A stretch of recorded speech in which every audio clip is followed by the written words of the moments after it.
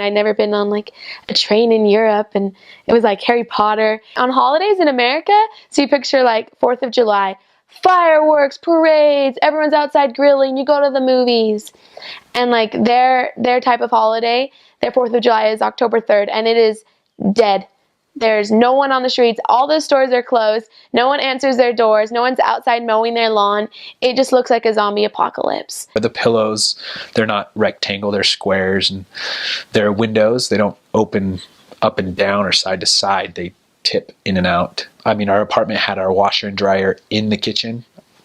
And then I thought that was just our apartment, and then I realized a lot of apartments are like that. So we met a lot of people who were communists. I never thought that I would become friends with a bunch of communists.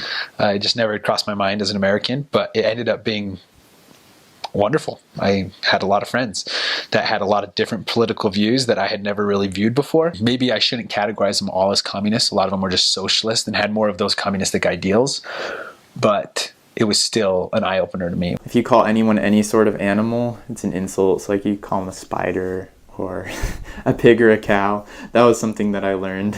Those German forests, like they're as dark and as, like, they seem like they're as dark and as like magical as they're portrayed in all the fairy tales. The craziest food that I had would have to be, I don't know exactly what it was. It was curry instead of like balls of meat in it, which you would normally have in a soup. So it was like a soup, but instead of balls of meat, there were like balls of fat and balls of bone. The first question was always, do you like Trump?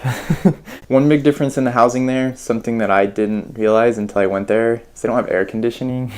When I got there, I thought it was really weird that they put mayo right on their fries, but I love that. Like, I don't like it with American mayo. German mayo is much better than American mayo, but like the mayo directly on top of the fries and like eating it with a fork is way good. Pigeons, they're everywhere. Just don't kick a pigeon. If you have a child in Germany, you get paid to, one, you get paid to have the child. Two, if you're the mom, you get, I think like 2 years off of like paid work or something. Maybe it was only a year and a half. They celebrate a huge holiday for them. It's called the Fasching or Carnival. Everybody, the entire town dresses up like Halloween, and they just have this huge parade. The streets are tighter, the houses are tighter. There's a lot more used with each space because they don't have as much space to work with. And so you walk in a room and you open up one door and you have to close that door before you can open up another door, kind of a thing, depending on where you're at. Like if there's a rule, then they're going to follow it. Instead of saying no to something, like the German word for no is nein, but they'll just say no, which is like N with an O with an umlaut, and Ö, no. And I just love that. You're just talking to someone like, hey, you want to go get lunch? And they're like, no. If you're at a restaurant and you ask for water, then you're going to pay for water, because normally it's from a nice bottled water. Public bathrooms, public like restroom facilities aren't as available for free. Like if they don't like something, they're just like, no, like I don't like that. And it's not in a rude way at all. It's just kind of like a, let's not beat around the bush and say that we like something when we don't, just like cut all that out and just be straight to the point. But people are okay with that because that's the culture and they're used to people being very straight up and very honest. I absolutely adore their love for punctuality. I grew up in a family where it's like, you have to tell people that an event starts 30 minutes before it actually starts to get there on time.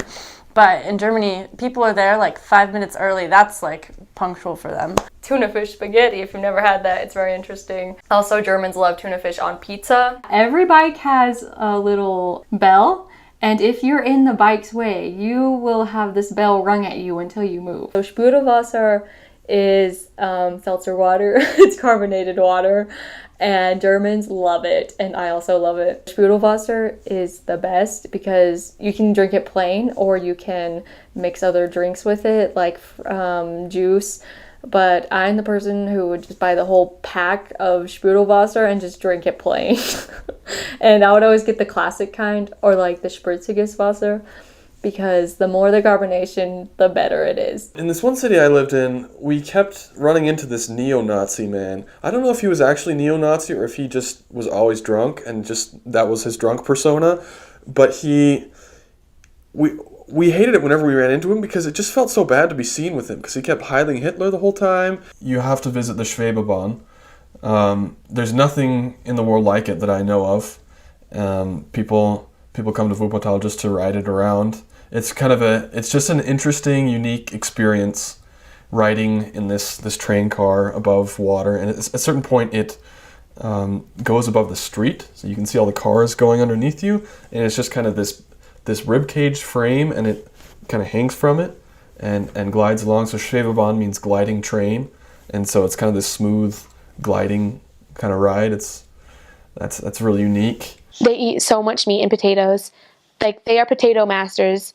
Idaho has nothing on Germans. Best chocolate ever. Like, I am a total chocolate snob.